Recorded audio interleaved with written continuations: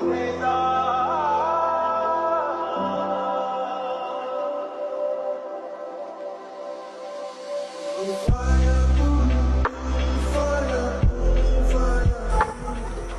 এদিকে আয়, আমার একটু কাজে সাহায্য কর, মেলা বাড়ি। মামা তাহলে তোরা থাক, আমি আমার আব্বার একটু সাহায্য করে আসি। আচ্ছা।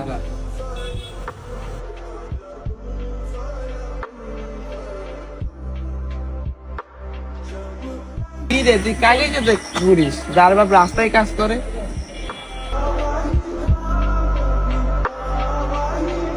আচ্ছা তুই আমার সাথে এক জায়গায় একটু চল।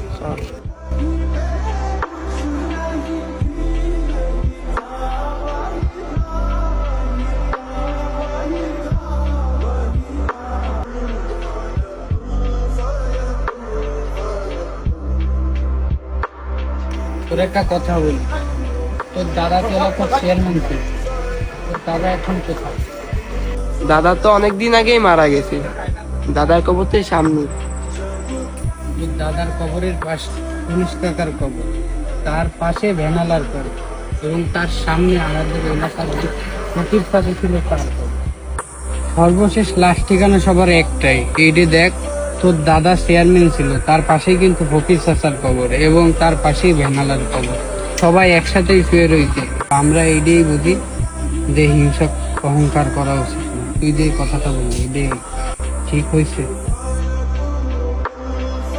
মামা আমি তো বুঝে কথাটা বলিনি, আমার বললে আমি বুঝতে পারিছি।